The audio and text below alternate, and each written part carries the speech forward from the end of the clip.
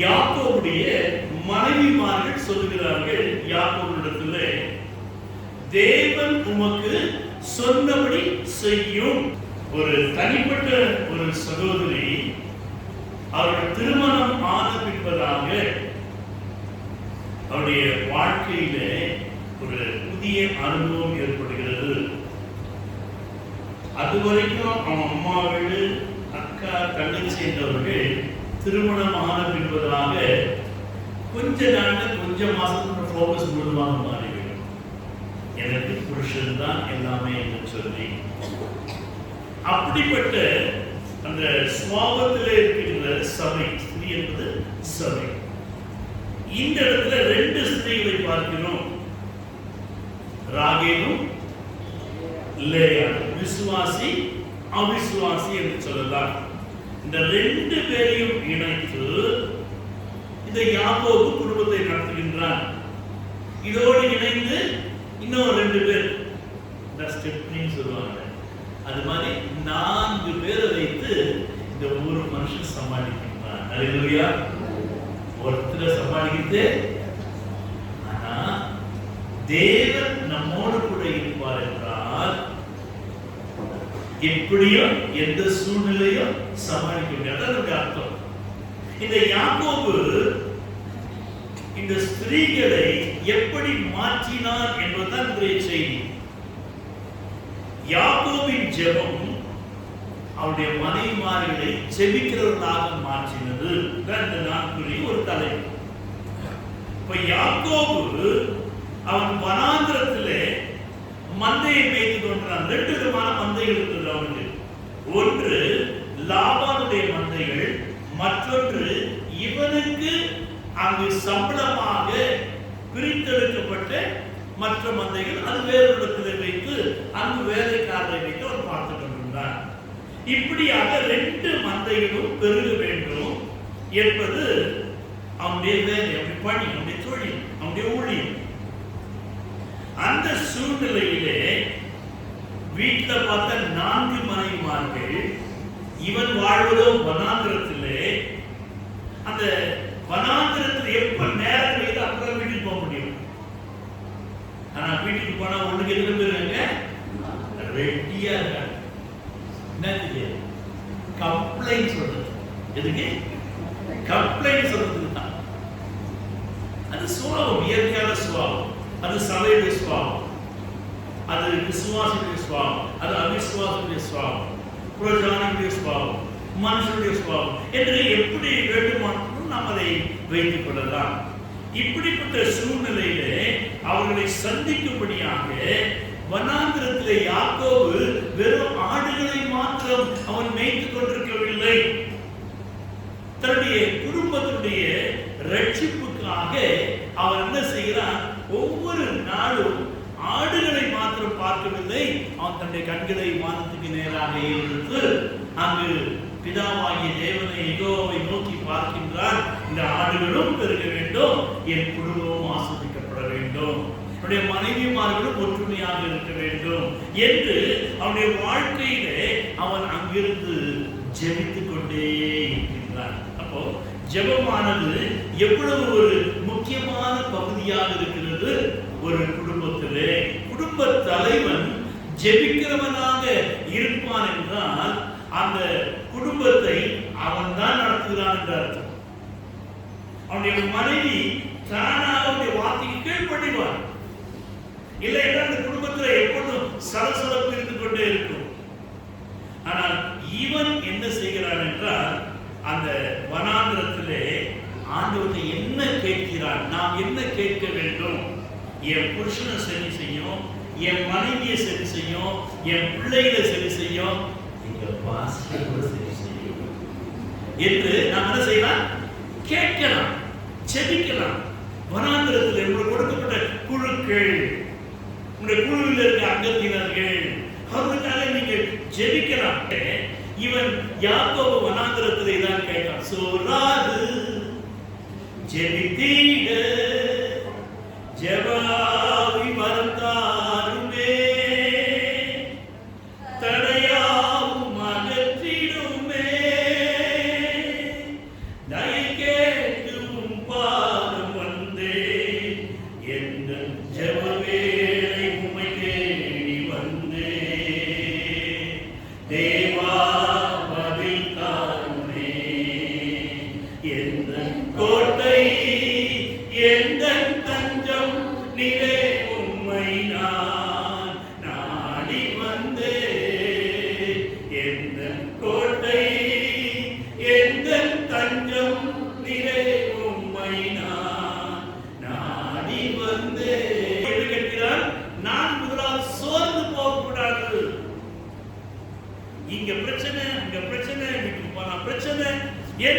இந்த பிரச்சனைகள் மத்தியிலே யாக்கோபு தேவனிடத்திலே அந்த வனாந்திரத்திலே கேட்கிற ஒரு வரம் என்ன? ஜெப ஆவியினுடைய வரத்தை தாரும் ஆண்டவரே என்று சொல்லி. அப்ப தேவனுடைய பிள்ளைகளை நாமும் கூட எந்த வேலைகளை செய்து கொண்டிருந்தாலும் ரெண்டு காரியங்களை செய்யலாம். ஒன்று, நல்ல செய்திகளை, கர்த்தருடைய வார்த்தைகளை நீங்கள் போட்டு கேட்டுக்கொண்டே நீங்கள் என்ன செய்யலாம்? உங்களுடைய வேலைகளை, பணிகளை செய்யலாம். இரண்டாவது, ஏதாவது ஒரு பாடலை, ஆண்டவருடைய பாடல்களை நீங்கள் பாடிக்கொண்டே வேலை செய்யலாம். இந்த ரெண்டும் ஒரு விசுவாசிய வாழ்க்கையில எப்பொழுது வரும் என்றால், அவர்கள் வீட்டில் சமாதானம் இல்லாத பொழுது. ஒரு வீட்டிலே ஒரு எஜமானி அம்மாவும் அந்த வீட்டில ஒரு வேலைக்கார பிள்ளையும் இருந்தது. இந்த எஜமானி அம்மாவுக்கு அந்த வேலைக்கார பிள்ளையை துரத்தி விட வேண்டும் என்ற ஒரு வைராக்கியத்திலே இருந்தார்கள். அதனாலே எப்பொழுது இந்த வேலையில் குறை கண்டுபிடித்துக் கொண்டே இருப்பார்கள். இந்த பிள்ளை ரட்சிக்கப்பட்ட ஒரு விசுவாசி, அந்த சகோதரியும் ஒரு நல்ல ஒரு விசுவாசி.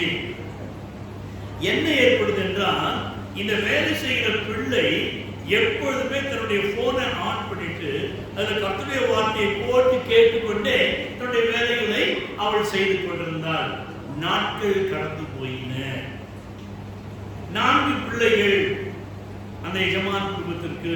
திடீரென்று சொல்லி அந்த அம்மாவும் வேலை செஞ்சுட்டாங்க. அந்த அம்மாவுக்கு டிரான்ஸ்பர் ஆயிடுச்சு. அந்த அம்மாவுக்கு என்ன ஆயிடுச்சு? டிரான்ஸ்பர் ஆயிடுச்சு.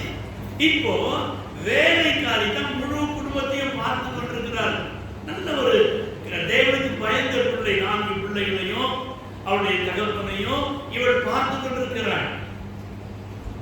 ஆனால் இப்பொழுது முழு ராஜ்யமும் அவருடைய கரத்திலே வந்தபடினாலே அவள் எதை மறந்திருப்பாள்?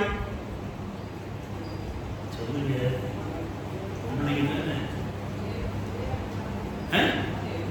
தேவனை மறந்திருப்பாள். Very good. இரண்டாவது, செய்கிற வேலையை அறையும் குறையுமா செய்யும். ஏன் கேட்கறதுக்கு, மேய்க்கிறதுக்கு ஆள் இல்லை. அதனாலே இவள் என்ன செய்கிறாள்?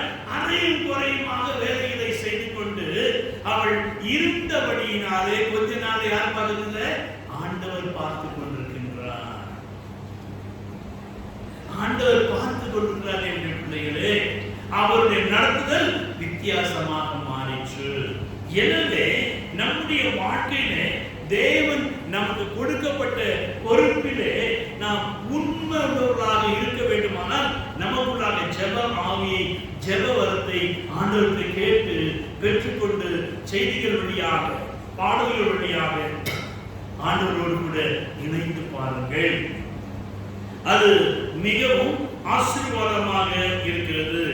ஆதியாகமம் 31ஆம் அதிகாரம் 1வது வசனம் வாசிக்கின்ற வேளையிலே, அங்கு யாக்கோபு வனாந்திரத்திலே தன்னுடைய மாமனாகிய லாபானும் அவனுடைய குமாரர்களும் பேசிக் கொண்டிருக்கிற அந்த காரியத்தை அவன் கேட்டபடியினாலே அவன் இரவெல்லாம் மன துக்கம் அடைந்து அவன் மறுபடியும் தேவனோடு போராட ஆரம்பிக்கிறான்.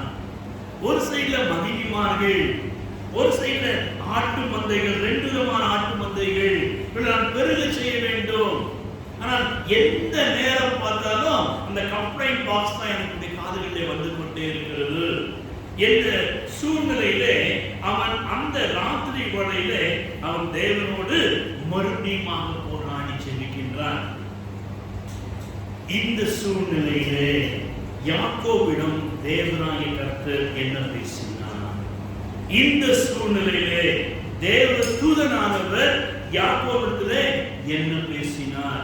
இப்படிப்பட்ட சூழ்நிலையிலே யாக்கோபின் மனைவிமார்கள் என்ன கூறினார்கள்? இந்த 3 கதைகளை நாம் இப்பொழுது தேவ சமூகத்திலே தியானிக்க போகிறோம். போராடும் என் நெஞ்சமே உங்களிடம் மறந்தாயோ, பாராடும் இயேசு உண்டு, பதறாதே மனமே.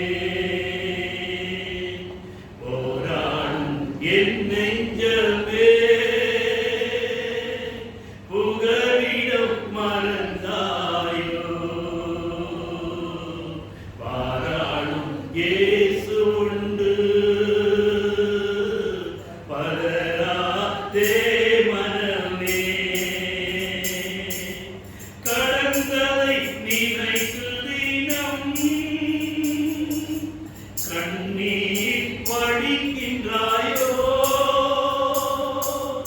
கடந்ததை நினைத்து தினம் கண்ணீர் வடிக்கின்றாயோ நடந்ததெல்லாம் நன்மைக்கே நன்றி நன்றி சொல்லு நடந்ததெல்லாம் நன்மைக்கே நன்றி நன்றி சொல்லு ஆனந்தம் பேரானந்தம் என் அருளாத சமூகத்திலே ஆனந்தம் பேரானந்தம் என் அருளாத சமூகத்திலே போராடும் என் நெஞ்சமே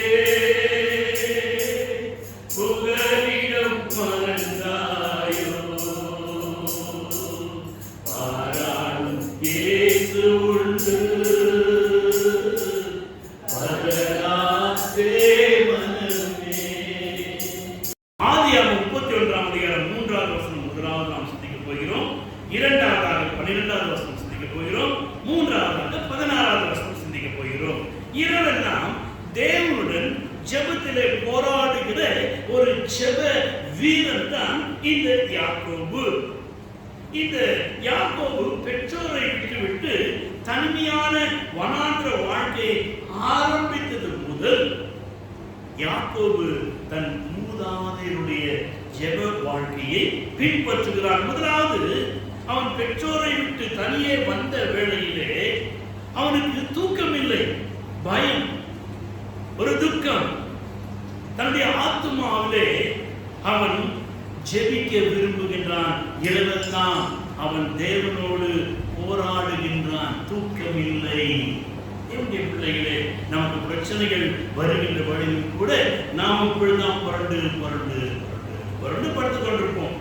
ஆனால் அது காரணம் இந்த ஆத்துமாவில் இருக்கின்ற சோர்வு, ஆத்துமாவில் இருக்கின்ற துக்கம், ஆத்துமாவில் இருக்கின்ற வேதனை. இப்படிப்பட்ட போராட்டத்தின் மத்தியிலே தானே இந்த கஷ்டத்திலே, இந்த கண்ணீரிலே, இப்படிப்பட்ட வறுமையிலே, வியாதியிலே, பிரச்சனையிலே, எந்த சூழ்நிலையிலே நாம் இருந்தாலும் நாம் என்ன செய்ய வேண்டும்? அந்த பிள்ளையுடைய வாழ்க்கையில் என்ன செய்யலாம்? அவன் போட்டுக்கிட்டு பிரசங்கம் கேட்டான், பாட்டு பாடினான். ஏன்? பின்னால குத்துறதுக்கு ஆள் இருக்கிற வரைக்கும். அதுக்கப்புறம் அவருடைய வாழ்க்கை டேர்ன் ஓவர் ஆயிடுச்சு, மாறி இருக்குது. காரணம் என்ன? குத்துறதுக்கு ஆள் இல்லை. தேவனுடைய பிள்ளைகளே, அப்படியே நம்முடைய வாழ்க்கையிலும் கூட அந்த துக்கமான சூழ்நிலையிலே இந்த பகுதியிலே ஆதியாகமம் 28ஆம் அதிகாரம் 12, 13 வசனங்களை நீங்கள் பார்க்கின்ற வகையிலே இந்த யாக்கோபு வனாந்திரத்திலே வந்து பெற்றோரை விட்டு தனிமையாக ஆத்மாவிலே போராடி அவன் ஜெபித்துக் கொண்டிருக்கின்றான். அவ்வாறு ஜெபிக்கவும் செய்கிறான், தூங்கவும் செய்கிறான். இப்படிப்பட்ட சூழ்நிலையிலே அவன் ஒரு சொப்பனத்தை காண்கின்றான். அல்லேலூயா. தேவனுடைய பிள்ளைகளே, அது என்ன? ஒரு ஏணி பூமியிலே வைக்கப்பட்டிருக்கிறது. அது நுனி வானத்தை எட்டி இருக்கிறது. அதிலிருந்து தேவதூதர்கள் ஏறுகிறவர்களும் இறங்குகிறவர்களுமாக இருந்தார்கள். அல்லேலூயா. உன்னுடைய வாழ்க்கையிலே போராட்டத்தின் மத்தியிலே நீ கர்த்தருடைய வார்த்தைகளை, நீ செய்திகளை கேட்டுக்கொண்டு, பாடல்களை கேட்டுக்கொண்டு, நீ கர்த்தரோடு கூட போராடி கொண்டு உன்னுடைய வேலைகளை நீ செய்கின்ற வகையிலே கர்த்தர் என்ன செய்கிறார்? தரிசனத்தை தருகின்றார். இன்றைக்கு தரிசனம் இல்லாத ஜனங்கள் சீர்கெட்டு போவார்கள் என்று வாசிக்கிறோம்.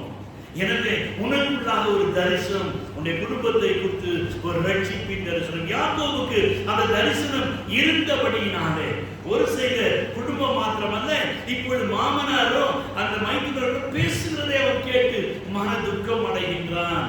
இப்படிப்பட்ட பலவிதமான துக்கத்தின் மத்தியிலே தேவனோடு கூட போராடினபடினாலே முதலாவது தேவன் வானத்திலே இறங்கி அவனை சந்திக்கும்படியாக தூதர்களை அனுப்பினார். அல்லேலூயா.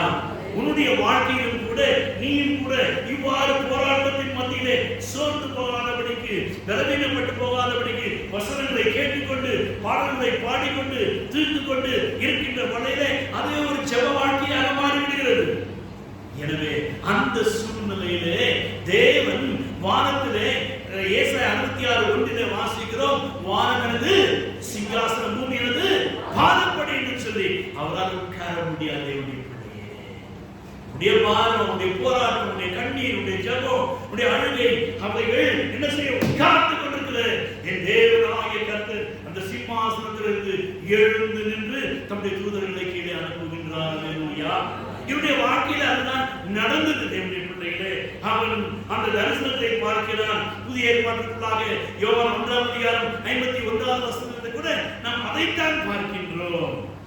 இனி நம்முடைய தரிசனம் சீஷர்களை போல தேவனுடைய ஒரு தரிசனமாக இருக்க வேண்டும்.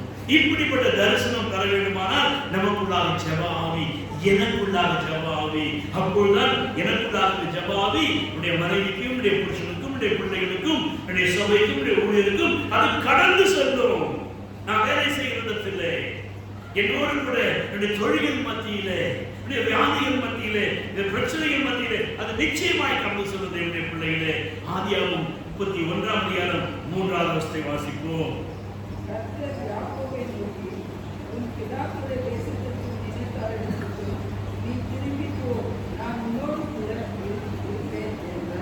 நான் உன்னோட கூட இருப்பேன் என்கிறார். இந்த யாக்கோபு யார்?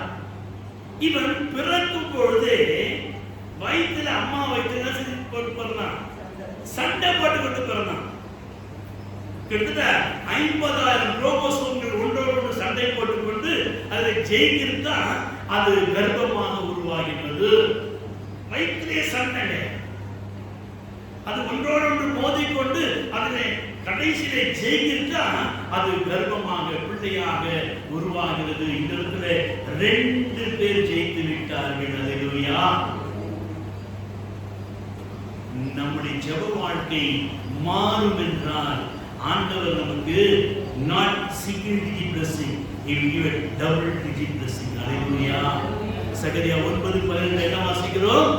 இன்றைக்கு உன்னை நான் ஆசீர்வதிப்பேன் இரட்டத்தனையான நன்மையினாலே. தேவனாலே கூடாத காரியங்கள் ஒன்றுமில்லை தேவனுடைய பிள்ளைகளே.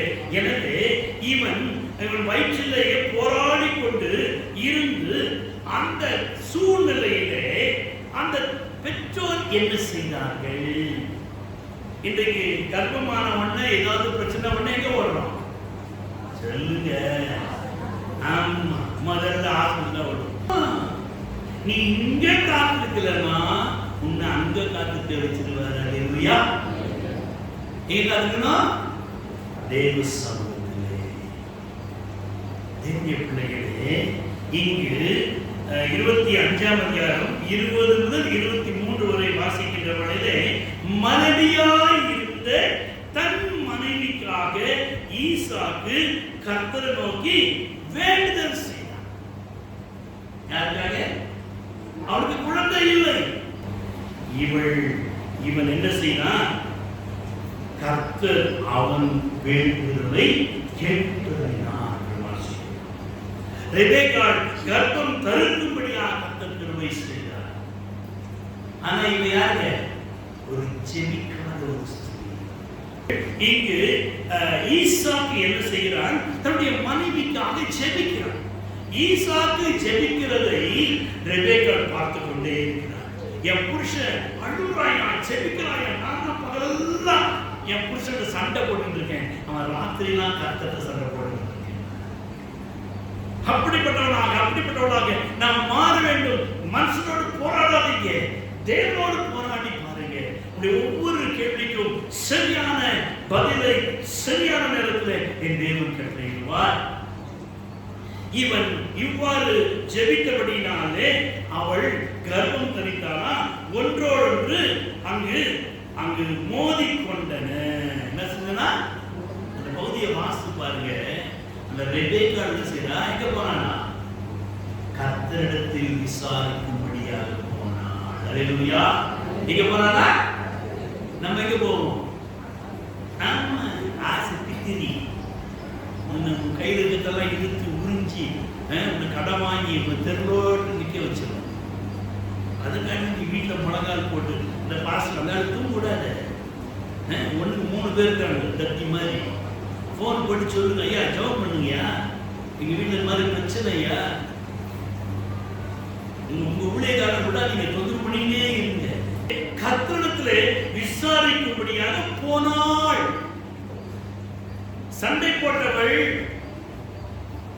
கர்ப்பம் தரித்தவுடனே அவள் என்ன செய்கிறாள்? மருத்துவ செய்கிறதுல கர்த்தரிடத்திலே விசாரிக்கிறாள். கர்த்தர் என்ன சொல்றாரு? உள்ள 2 ஜாதி கிடந்து. எனவே அந்த பெற்றோரிடத்திலே பிறந்தவன் தான் யாரு? இந்த யாக்கோபு. அப்போ யாக்கோபு பார்க்கிறான், சிறு வயது முதல் கொண்டு என் பெற்றோர் ஜெப வீரர்களாக இருக்கிறார்கள். அந்த அப்பாவும் ஜெபிக்கிறாரு, இங்க அம்மாவும் ஜெபிக்கிறாங்க. வாழ்க்கை ஜெப வாழ்க்கையாக இருக்க வேண்டும். அவள் கர்த்தரிடத்திலே விசாரித்தாள். நீ கர்த்தரிடத்திலே விசாரிக்காத வரைக்கும் உன்னுடைய வாழ்க்கையிலே எல்லாம் கேட்கிறார். ஆமென். ஆமென். என்ன அப்படியா இருக்கணும்? அப்ப யார் கேட்குறீங்களா? கர்த்தரிடத்திலே. புருஷன் சண்டைப்படாதீங்க, அவன் மாம்சமானவள். புருஷனை நீ மனைவி சண்டை போடாது, அவள் மாம்சமானவள். கர்த்தரிடத்திலே அங்கு ஜெபத்திலே கேட்கின்ற வழியிலே அங்கு அந்த ஜெபத்திலே பிறந்தவன் தான் இந்த யாக்கோபு. அப்பா வீட்டில் போனாலும் நிம்மதி இல்லை, அம்மா வீட்டில் போனாலும் நிம்மதி இல்லை, புருஷன் வீட்டுக்கு வந்தாலும் நிம்மதி இல்லை. ஏன்னா ஓடிடலாம், ஓடிடலாம். எங்க ஓடினா அது நடக்கும். ஆனா தேவ சமூகத்தில் நீ ஓடுவாய் என்றால் நீ போராடுவாய் என்றால் தேவனுடைய பிள்ளையே உன்னை எல்லாரும் வாங்க வாங்க வாங்க எங்க வீட்டுக்கு வாங்க, எங்க வீட்டுக்கு வாங்க என்று சொல்லி உன் புருஷன், உன் மனைவி, உன் பெற்றோர் உன்னை அழைப்பார்கள். ஏனென்றால் இந்த தேவ பிரசன்னம் இருக்கிறது, தேவ சமூகம் இருக்குது என்ற பிள்ளையே. எனவே அங்கு இவன் என்ன செய்கிறான்? அங்கு ஜெபத்திலே போராடுகின்றான். இதற்காக நமக்கு ஜெபிக்க முடியல. ஆண்டவர்கிட்ட தான் கேட்கணும். கிருபையா என்னை தாங்குகின்றது, உங்க கிருபையா என்னை நடத்துகின்றது. இதை கேட்கணும். கிருபையே கிருபையே மாறாத நல்ல கிருபையே, கிருபையே கிருபையே மாறாத நல்ல கிருபையே, உங்க கிருபையா என்னை தாங்குகின்றது, உங்க கிருபையா என்னை நடத்துகின்றது. பொழுது சோர்ந்து போன நேரத்தில் என்னை சோர்ந்து கொண்ட கிருபையிலுமே, ஓ உடைக்கப்பட்ட நேரத்திலெல்லாம் என்னை உருவாக்கிய கிருபையிலு. கிருபையே கிருபையே மாறாத நல்ல கிருபையே, கிருபையே கிருபையே மாறாத நல்ல கிருபையே. கிருபை ஒரு நாளும் மாறாது, கிருபை ஒரு நாளும் மாறாது. நீ சோர்ந்து போன நேரத்தில் எல்லாம் நீ இங்கே அங்கே அதை மோதிக்கொண்டு ஓடாது. மற்றவங்களை சொல்ற அளவு பிரச்சனைகளை மனுஷர்களை புலம்பிக் கொண்டிருக்காங்க. புலம்பதை என் ஆண்டவர் தான் ஆனந்த கழிப்பாக மாற்றுகிறார். எனவே யாக்கோபு என்ன செய்கிறார்? தன்னுடைய மனைவிமார்களுக்காக ஜெபித்துக் கொண்டிருக்கின்றான். ஏனென்றால் அதை எங்க கற்றுக்கொண்டா? அவங்க தாய் தகப்பனத்தை கற்றுக்கொண்டார். அவனுக்கு தாய் அவன் சொல்லி கொடுத்துருப்பா, பாரா இங்க உங்க அப்பா இருக்கானே எப்போ ஜாப் பண்றவன், எப்போ ராத்திரி பகல அந்த ஜாப் பண்ணிட்டு தான் இருப்பாரு. நீங்களாம் பிறக்கிறதுக்கு முன்னால எனக்கு குழந்தையே இல்லை, ஆனா அந்த ஜபத்துக்கு எடுத்து ஆண்டவர் சொன்னாரு, எனக்கு 1-2 பேரை கொடுத்தாரா என்னால வழி தாங்க முடியல, நீயும் உதைக்கிற அவனை உதைக்கிறான். அப்பதான் நான் பார்த்தேன் எந்த டாக்டர் போனாலும் இது வேலைக்கு. ஆமா, அப்போ எங்க போனோம், என் புருஷன் இந்த வழியா போனாரு, அந்த வழியை நான் தெரிந்து கொள்ள வேண்டும் என்று சொல்லி நான் ஒப்பனை போல ஜெபிக்க ஆரம்பிச்சா கர்த்தருக்கு பேசினார். நீங்க 2 பேர் 2 ஆம்பளை பசங்க 2 பேரையும் ஜாதியாக மாறுவீர்கள் என்று தீர்க்கதரிசியாக என்னிடத்தில் கர்த்தர் பேசினார் என்று அவர் அறிவித்தார். அப்படிப்பட்ட வல்லமையுடையவர் உன்னுடைய வாழ்க்கையில கூட உன்னை மாற்ற முடியும், உன்னுடைய குடும்பத்தை மாற்ற முடியும், சூழ்நிலை அவர் மாற்ற முடியும். எப்பொழுது ஜெபிக்கிற தாயாக, ஜெபிக்கிற வீரனாக உன்னை நீ மாற்றிக் கொள்ளுகின்ற முறையிலே. இங்கு யாக்கோபு ராகேலுக்காக ஜெபிக்கின்றான். மீதி எல்லாரும் ஆயிடுச்சுங்க, லைனா பிள்ளைகளுக்கு கொடுத்துட்டான். ஆனா யாருக்கு மாத்திரம் பிள்ளை இல்லை. ஆமா, ஏன் அவ யாரு? பியூட்டி குயின், அழகுள்ளவள், பிளாக் குயின் சொல்லுவாங்க. என் ஒய்ஃப் பேர் வந்து ரேச்சல் தான். எங்க பிள்ளைங்க கேட்டு பாருங்க, எப்ப நீங்க இருக்காங்க பியூட்டி குயின். கொஞ்ச நாள் 25 வருஷம் தான் வாழ்ந்தேன். அவர் எரிஞ்சு போய் தீர்ந்து போயிட்டார், கடந்து போகிறது. எனவே ஆனால் இந்த ராகேலை குறித்து யாக்கோபு என்ன வாசிக்கிறோம்? ஆதியாகமம் 30ஆம் அதிகாரம் 1ஆம் வசனம் வாசிக்கிறோம். 30:1 சீக்கிரம் வாசிக்கிறோம்.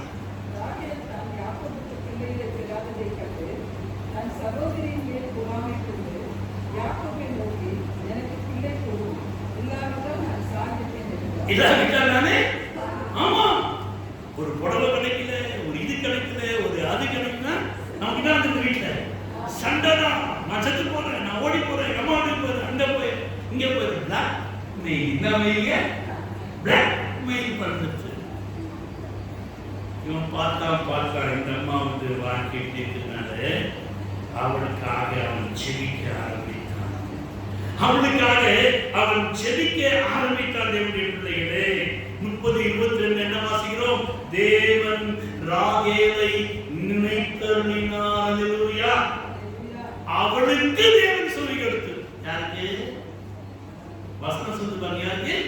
அவளுக்கு தேவன் சொல்லி கொடுத்து. வசனத்தை பாருங்க, கொஞ்சம் பைபிளை பொட்டி பாருங்க, சும்மா தூக்கிட்டு வரதுக்கு இல்லை. உங்க கையில பைபிள் கொஞ்சம் பிரிச்சு பாருங்க, கொஞ்சம் வசனத்தை கேளுங்க, பைபிளையும் பாருங்க, அப்பதான் இந்த மண்ணில ஏறும். இந்த இடத்துல அவள் கர்ப்பம் தரிக்கும்படியாய் செய்தார். தேவன் ராகேலை நினைத்திருந்தார். யாருக்கு? அவளுக்கு தேவன் சொல்லி கொடுத்து. அப்ப யார் ஜெபம் பண்ணிருப்பார்? ராகேல் ஜெபம் பண்ணிருப்பார். யாரை பார்த்து? இங்கே யாக்கோபு போராடி கொண்டிருக்கிறான். என்னுடைய மனைவியோடு நான் நேசித்த மனைவியோட சந்தோஷமாய் இருக்க முடியவில்லையே, நான் போராடி கொண்டிருக்கிறாளே. அவளுடைய வாழ்க்கை புருஷனை பார்த்து அவள் ஜெபிக்கிறவளாக மாறினபடியினாலே தேவன் அவளை நினைத்தருளினார். அல்லேலூயா. நீ தேவனை நினைக்க வேண்டுமானால் உன்னுடைய வாழ்க்கையில ஜெபம் அவசியம் இல்லை. நீ சண்டை போட்டு நீ வீட்டுல எல்லாம் சாதிச்சுலாம் நினைக்காத, ஒரு நாள் முடியாது. ஆனால் தேவன் அவளை நினைக்கும்படியாக, ராகேல் அவள் கர்ப்பம் தரிக்கும்படியாக. காரணம் என்ன? அவளுக்கு தேவன் சொல்லிக் கொடுத்தார். அவள் ஜெபிக்கிற ஸ்திரீயாக மாறினார். காரணம் என்ன? யாக்கோபு அவளுடைய வாழ்க்கையை, தன்னுடைய பெற்றோருக்கு கற்றுக்கொண்ட காரியங்களை அவள் அங்கு காண்பித்தார். ஆதியாகமம் 31ஆம் அதிகாரம் 12ஆம் வசனம் வாசிக்கிறவர்களே, தேவதூதன், இப்பொழுது தேவதூதன் பேசுகிறார். யாக்கோபு என்ன சொல்றாரு? கண்களை ஏறெடுத்து பார் என்று சொல்லுகின்றார். கண்களை ஏறெடுத்து பார் என்று சொல்கிறார். எதற்காக கர்த்தர் இங்க தேவதூதனை கொண்டு கர்த்தரும் பேசுகிறார், தேவதூதனையும் கொண்டு பேசுகிறார் என்று சொல்லி நாம் பார்க்கின்ற வழியில் அந்த வாழ்க்கையுடைய சரித்திரத்திலே ஆதியாகமம் 31ஆம் அதிகாரம் 13வது வசனத்திலே அந்த ராத்திரி வேளையிலே அவன் தனி மனிதனாக அவன் உறங்கி பாதி உறக்கத்திலே எழுந்து அதிகாலையிலே எழுந்து அவன் என்ன சொல்லுகிறான், இந்த இடத்திலே தேவன் வாசம் பண்ணுகின்றார் என்று சொல்லி அந்த கல்லை எடுத்து தூணாக நிறுத்தி அதற்கு அவன் அபிஷேகிக்கின்றான். அவன் ஆசாரியனாக மாறுகின்றான். தேவனுடைய பிள்ளையே, யாக்கோபு எத்தனாக இருந்தவன், ஏமாற்றிக் கொண்டிருந்தவன், இப்பொழுது யாராக மாறுகின்றான்? ஆசாரியனாக மாறுகின்றான். ஆசாரியனாக நீ ஆசாரியனாக மாற வேண்டும். கர்த்தர் உன்னை அதற்காகத்தான் தெரிந்து கொண்டிருக்கிறார். ஏமாத்தி ஏமாத்தி இங்க ஓடி அங்க ஓடி இவனை பத்தி பேசி அவளை பத்தி பேசி இப்படி காரி துப்பி அப்படி காரி துப்பி கடைசியில் எங்க வந்து விடும்? உண்மையாதான் வந்து விடும். எதை விதைக்கிறாயோ வசனம் சொல்லுது. ஆனால் இந்த இடத்திலே யாக்கோபு தன்னை உணர்ந்து அவன் ஆசாரியனாக தேவனை பார்த்து அவன் பயப்படுகின்றான். இது தேவ சமூகம் என்று சொல்லி, எனவே தன்னை ஆசாரியனாக மாற்றி அந்த தூணுக்கு அபிஷேகம் செய்து அவன் பொருத்தனை வீரனாக மாறுகின்றான். கர்த்தர் உங்களுடைய ஆசாரியர் குடும்பமாக நம்மை மாற்றிக் கொள்கிறார். பயபக்திக்குரிய ஒரு மத்தியில் நாம் இருக்கிறோம். கிருபை நமக்கு அல்ல, ஒரு ஜாதிகளுக்கு. எப்பொழுது நாம் இயேசுவை ஏற்றுக்கொண்டோமோ, பூரண விசுவாசியாக மாறினோமோ, அப்படி நம்ம கிருபை இல்லை, முடிஞ்சிச்சு. கிருபை காலம் புறஜாதியில் தான் கிருபை. நாம் அவருக்காக சேர்க்கிறோம். இன்னைக்கு ஏன் கோயிலை வச்சுட்டு வராங்க? விசுவாசிகள் வெறும் ஆக்டிங் விசுவாசம், கை கட்டி சும்மா அந்நிய பாஷை பேசி குதிச்சு கொண்டு வெறும் அற்புதம். கண்டு சுலமாவும் காது சுலமாவும் புருஷனுக்கு மகனுக்கு பொண்ணு கிடைக்கணும், பொண்ணுக்கு இதுதான் ஜெபம். விசுவாசம் தேவ பயம் இல்லை. உடைய கையில சபை கையில நான் கட்டணும். எல்லாம் உடைத்துக் கொண்டு வருகிறார், எல்லாம் மாறிக்கொண்டு வருகிறது.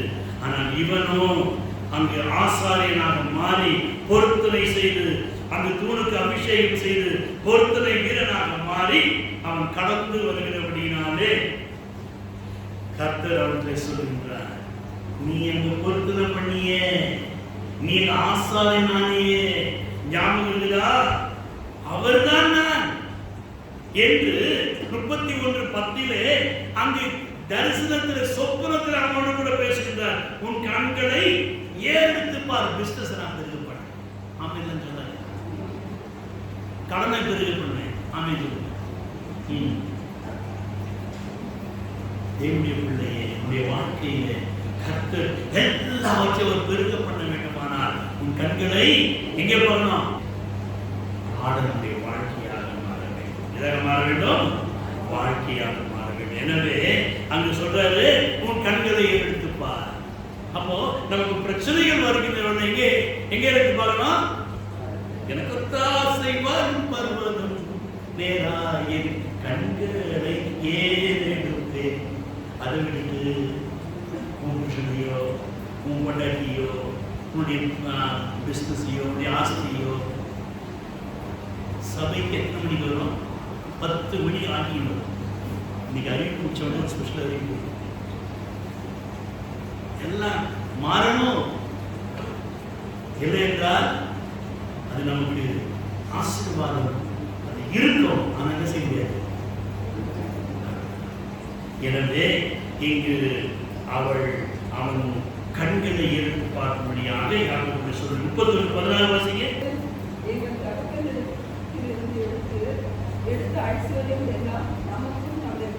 நமக்கும் நம்முடைய பிள்ளைகளுக்கும் உரிதாகுதான். ஆமா, அதனால வாசிங்க. தேவன் உனக்கு சொன்னபடி எல்லாம் செய்யும். அவ்வளவுதான்.